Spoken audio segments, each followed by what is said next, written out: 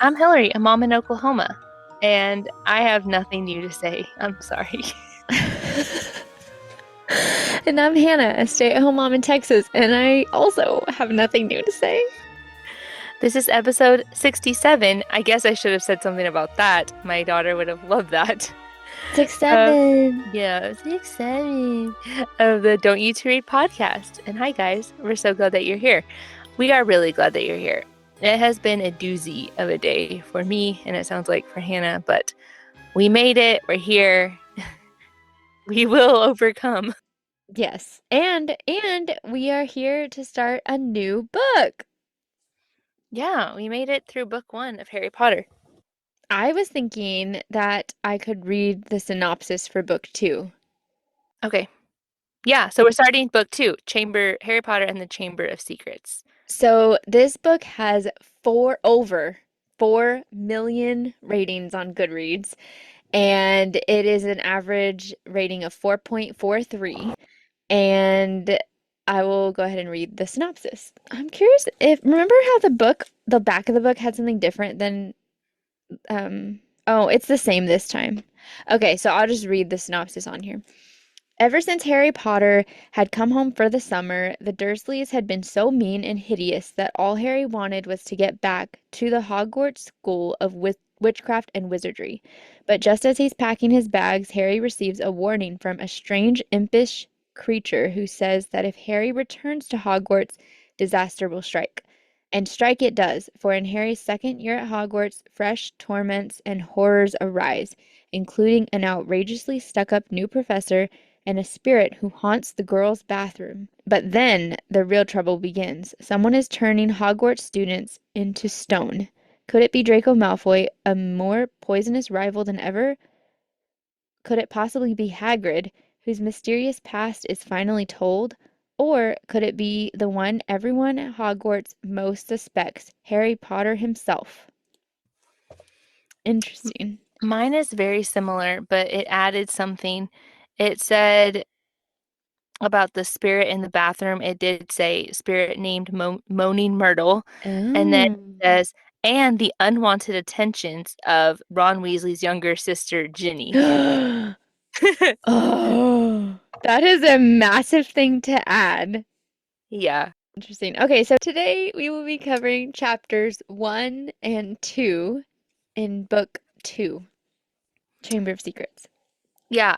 I honestly think so. Our plan is to do 2 chapters a week now, just so you guys know. Because we are on a schedule. We're our plan is to finish this book before my baby is born. So unless something goes wrong, we should be done with this book before then. So the first 2 chapters they're pretty light. I, I, f I I feel like I literally read the first 2 chapters just in that blurb. Yeah, okay. I haven't It's been a long time since I've read this book. We'll see as we get into it. It's been a while. But there's a lot of things in this book I don't love. I love all the books, but now that I'm remembering, there's several things I don't love about this one. Mm. Is it anything that happened in these 2 chapters? Yes. Do we just want to start at the Yeah, beginning? we'll just Okay. start. Okay, so we have chapter 1. Hang on, let me open my notes. I anticipate this being a shorter chapter, even with 2. So we have chapter 1, the worst birthday. So Harry's back at home, and that's always so depressing to me. Like we're always like the books end back. I think I said that the last time. Like we're back with the Dursleys again, and then we start again with the Dursleys. It's funny because Noelle, she just finished the first book. Oh, she did? Yeah, Finally. yeah, we made her finish the last chapter. I think she had like half a chapter left. We just made her go finish it. And she said, I thought it was crazy how he did all that and he ended up back with the aunt and uncle. And I was like, yeah, that's what I always think. And Well, she's they're like, his guardian. but they're still so mean. And she's like, I thought they'd be a lot happier because Harry was gone, but they're mad again. And I was like, they don't change. Yeah. So, my child read this book probably 5 times over Christmas break. He got the audiobook and we were driving to Oklahoma and like a lot of driving, and he would listen to it over and over. He was like, I'm starting it over. So anyway, tonight I was telling him that we started in doing the first few chapters, and he gave a full dissertation on the first few chapters. Like he remembered all of it, but he was like, "Why are the Dursleys so mean to Harry? Why do they not like him?" I was like, "Well, they don't like magic, and also they're just the worst. Like they're terrible people." He's like, "Oh yeah, that makes sense." But they are. They're terrible, so they're still the worst. They're never not the worst. Yeah, they don't ever change. They are very consistent. Um, okay, so something I thought was funny though was how Harry kind of toys with them because they're afraid that he's gonna perform magic on them. And so I thought it was funny how Dudley wanted something and Harry's like, "Well, what's the magic word?" Clearly being like, meaning please, but it's funny because they're like, "Oh my God, I thought how dare you behave like that?" It was just kind of funny. But they are terrified of Harry. Harry takes advantage of it for sure, I think. Mm-hmm. Which I don't blame him. Even with him having that like looming threat of magic over their head, they're still mean. They won't let Hedwig out of her cage. They're mean, but they're not, I wouldn't say they're like the max level of abuse. Well, not yet. Yeah. So they won't let Hedwig out. So Harry can't write any letters to his friends. He hasn't gotten any letters either. So he's just kind of depressed. He thinks Yeah, that he's in the dumps. everybody forgot about him. And I guess it makes sense too. Like his friendships were just starting out. Oh, it's so sad. Um, and then we find out Uncle Vernon has a big work meeting at their house that night. And this is the famous quote that I always send the GIF to, I mean, to everybody all the time, where it's Harry saying, "I will be in my room all alone, making no noise, pretending I don't exist." That's where this comes from. That's funny. Yeah, you do send that a lot. Okay, so one question I had though, okay, back to like how they're afraid that he'll perform magic on them, right? And they said they locked up his broom, his Quidditch broom. So, and Harry's like, well, now I can't practice Quidditch or get better. But my question is, why did Harry think he could be practicing Quidditch anyway? Like, they're not allowed to perform magic at all, right? Away from the school, any of them? Okay, Like, can Ron at home? we see this happen. I think in the next week we'll see it happen where students do perform magic, but I all I remember, and we'll talk about it more later, I guess, but like I do remember from what I see now I'm thinking I don't think that they can pinpoint who did the magic. So like in a magical household where adults are there, I feel like the kids would get away with it if the parents allowed it because they wouldn't know. It would just be like magic happening there anyway. So, but Hermione, doesn't she allude to this, like that she had practice Oh. and stuff? This is a good point. So I don't know. I'm confused. Yeah, yeah, I've always wondered this too because I've wondered the same thing because we have seen, I don't know if it was in the previous book, but we do see at one point I know that Fred and George talk about like all the magic that they do on break. So I'm like, is it a certain age that you can do it? But then you Yes, I bring up think a good so. point too that Hermione did. Maybe she's just reading books and reading spells. I don't know. Yeah, I did wonder this at some point when I read this the last time. Yeah, I'm not sure what the answer is, but that was kind of my question. So we have a lot of recap. So a lot of this chapter is just a recap of like in Mm-hmm. and out of what Harry's going through, but it was a recap of like, well, who are the Dursleys? What are they about? And then Harry's time at Hogwarts, his friends that he made, who he fought, what he overcame, that kind of stuff. So my question is, since I don't feel the need to recap it, you guys can listen to all the other episodes. My question is, do you like it when books do this, like give you a summary in there? Because I know it's a choice because sometimes books are just like where I'm assuming you remember everything, we're moving on. And I know I've seen people that they don't like the summary because they're like, no, just get into the story. I personally do like it because, I mean, for us, we just read the first book, but sometimes Mm-hmm. you've read the book a year ago. And Mm-hmm. so, like, when these books came out, it could have been a year ago for a lot of people or more. Yes. I personally love a recap, whether it's sprinkled in like this, where you're getting the information you need to know throughout the book, or I've also seen authors do it themselves now, where it'll be like the first page when you start book two, it'll say, here's a recap of book one. And That's cool. I I love it. I know that I think AI is doing that too in the Kindle shop, but I have seen authors specifically type it out, like in their second book themselves. I don't like that because I don't really like AI, I know, and I don't like that for that. Like, I'm like, how are you getting the summary? I'm assuming they're, but I've seen some people that they would use like ChatGPT to do like to tell them a summary. I heard someone recently say this on a podcast that they're like, I want to ask ChatGPT, but they said they know that sometimes ChatGPT will give spoilers mm, like to the other future books and oh, that they're like because it's a computer. It can't you know what I mean? hmm, It's not gonna be perfect. So she was like, I'm not gonna do it because it'll give me spoilers for the whole interesting. series. I mean, here's my thing. I think for this series specifically, it is needed because of the age that this book is targeted towards. Like, it's just realistic for kids who are reading it. It's nice for them to have a repeat information. Yeah. And I mean, me too. Yeah. Okay, so you said that Harry has to stay in his room. They said don't make a peep. And Harry, while he's outside, he sees a bush with eyes. He's like, I swear it's looking at me, but I don't know what it is. So he pretends to do magic to spook Dudley and lands himself in a lot of trouble, locked in in his room where they told him he had to be anyway. So he goes to his room and then he sees someone on his bed. So that's where chapter one ends, which is Yeah. crazy. I'm like, We and we're done. and then we're introducing Dobby. That's the part I don't like. I was gonna ask how you felt about Dobby. I So don't like him at all.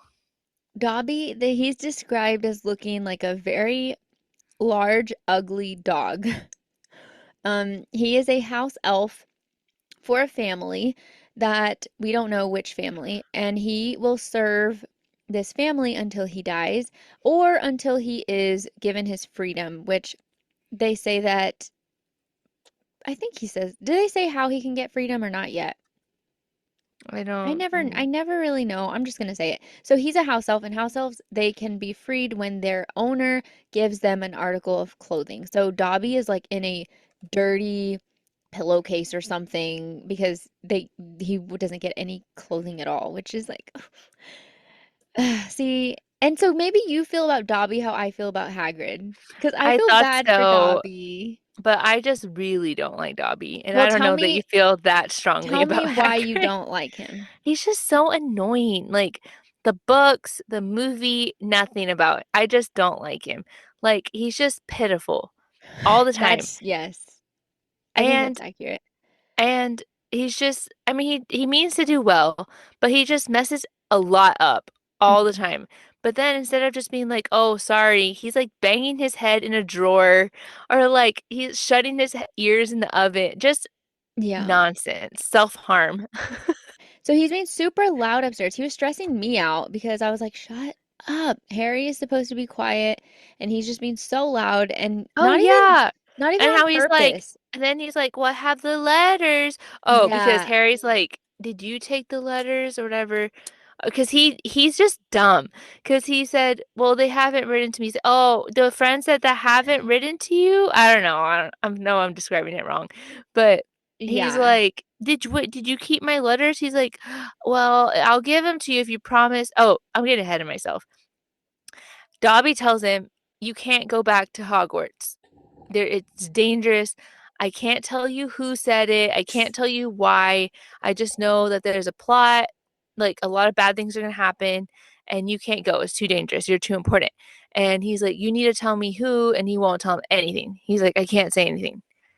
But no, he's like banging his head against the wall instead of, no, and I just can't say anything. yelling. He's being all loud and and also he's all obsessed with Harry. That's a part of it too. He's like, "Oh, Idolizes him, yeah. yes." He's like, "Oh, the great Harry." Oh, whatever. And that is obnoxious. And then yeah, so then he gets into this whole thing. He's like, "I came to warn you about Hogwarts. You cannot go back. That you will be in mortal danger."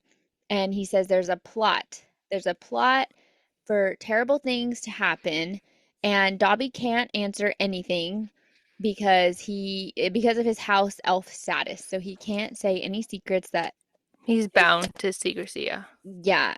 So I don't even know at what point because this was chaotic. So my notes are chaotic too. But he like runs downstairs. He uses a charm. Dobby does, and Well, because he's like the oh, letters. sabotage. Yeah, yeah, yeah. Yes, because he's like, I want the letters. Like Harry, I mean, Ron and Hermione have been writing to me. I want them. Those are mine. He's like, I'll give them to you if you promise you're not going back to Hogwarts. And he's like, well, no, I'm not going to promise that. I need to go. And he's like, well, then you forced my hand, Yeah. basically, Runs and ran downstairs. downstairs and ruined Aunt Petunia's dessert, or like threw it in the air, whatever, and basically blamed Harry, like let Harry take Yeah. the fall for it. So, and then, but immediately a letter arrives from the Ministry of Magic, and it just basically, it's a whole formal letter saying that underage wizards, they cannot perform spells outside of school, that he is a at risk of expulsion if he does another magic spell. Hmm.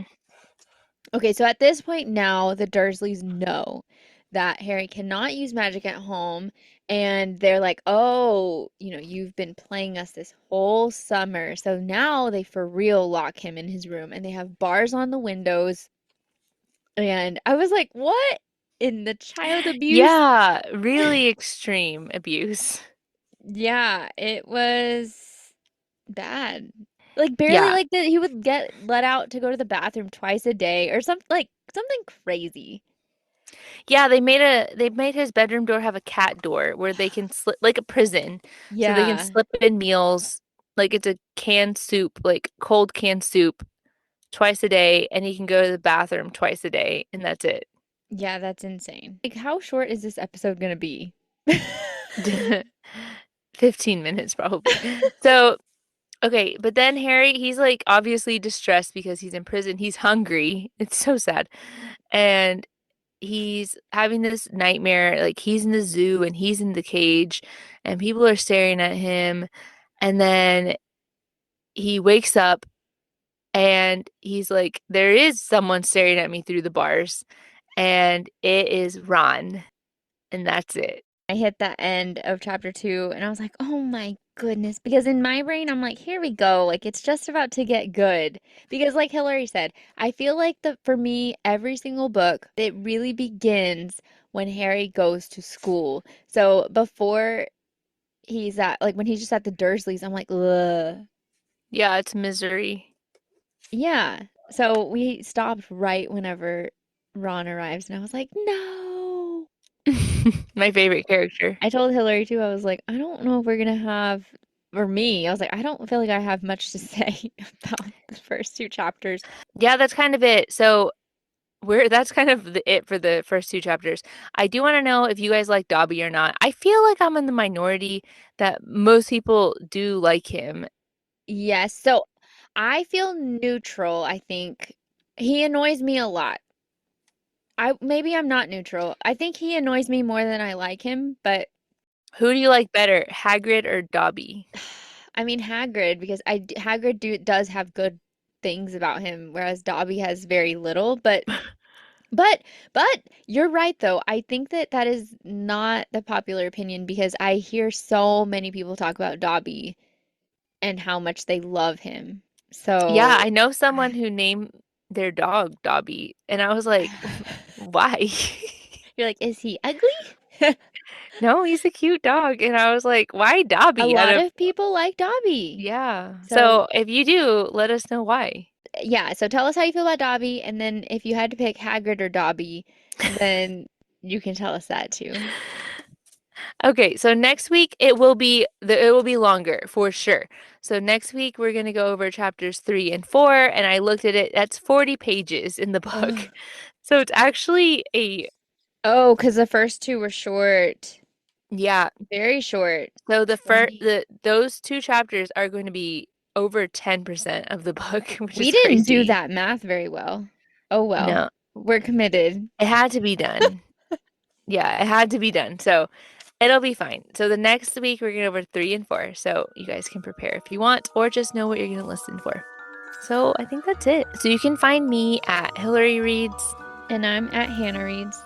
and you can find our podcast at Don't Need to Read Podcast. Come and find us, especially on the weekends. We love to talk to you guys and let us know what you're reading and what you think about this book and the Chamber of Secrets specifically, or these chapters. Yep. And we'll see you guys next week. Bye. Bye.